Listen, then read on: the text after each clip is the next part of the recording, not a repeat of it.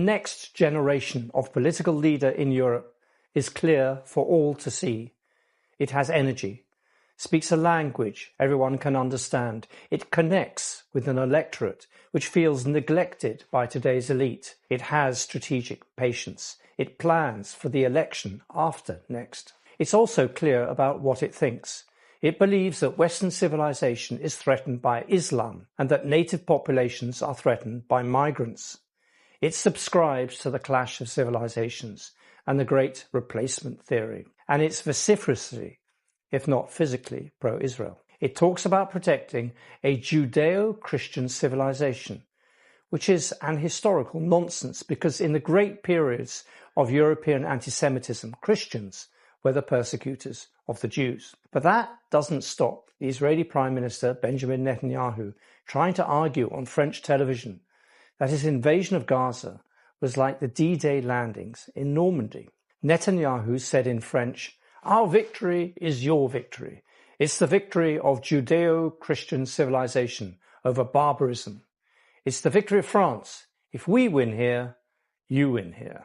This is much more than just political expediency. Israel has been cultivating links with the European far right, which go well beyond a reaction to the success of those groups in the recent European elections. It has links with Jordan Bardella, the poster boy of the National Rally in France, Geert Wilders of the Netherlands Party for Freedom. Netanyahu welcomes Santiago Abascal, leader of Spain's far-right Vox party, on a visit in May. It even welcomes the far-right Alternative for Germany, which has a long track record of neo-Nazi affiliations and scares the hell out of Germany's Jewish population. It's a grave mistake to view all of this as mere political opportunism. It's true that Israel saw the European elections as payback time for Spain, Ireland, Norway and Slovenia recognizing a Palestinian state. But anyone who thinks that these expressions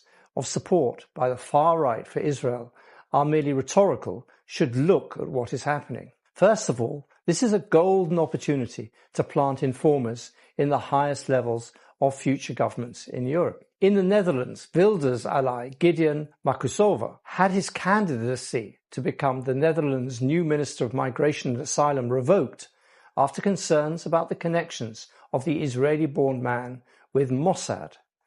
But most of the time, Israel does not even need plants. Serbia's arms exports to Israel have spiraled since the Gaza offensive began.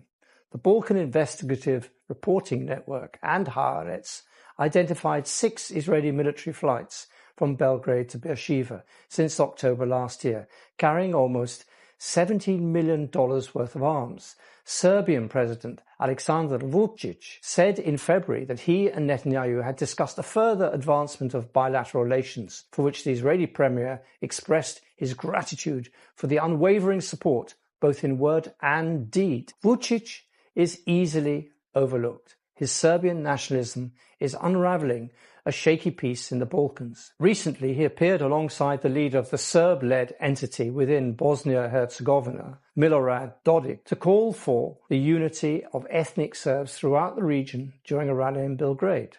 Dodik claimed that Republika Srpska, the Serb-led entity, was committed to the Dayton Accords, but added ominously that this entity would soon have to seek Serbia's support to resolve its status. This is an implicit threat to the Dayton Accords, which formed a Bosnian state consisting of 2 entities, a Bosniak-Croat federation and Republika Srpska, held together by string, a weak central government.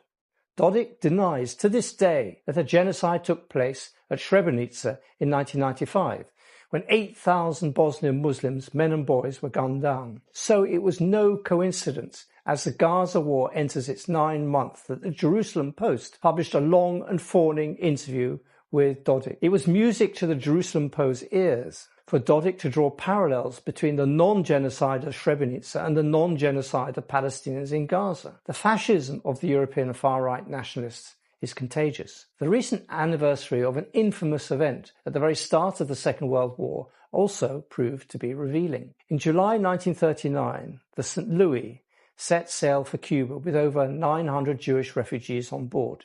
It was rebuffed by the US and Canada. When the ship returned to Europe, that it was not only the Nazis who hated Jews. "See, the whole world hates the Jews," the Nazi dictator said. Hitler's sentiment about the Jews is mirrored in the debates on the Israeli talk shows and in social media about the Palestinians. Take the debate about forcing Palestinians to flee Gaza, as Itamar Ben-Gvir, the National Security Minister, wants to do. The problem of creating another Nakba is not that this is illegal or immoral.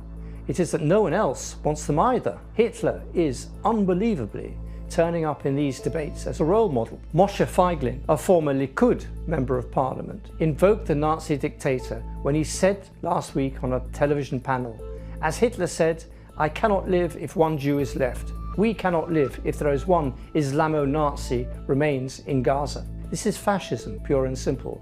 And this is why Europe's fascists are so readily accepted as soulmates in Israel. This goes beyond a marriage of convenience.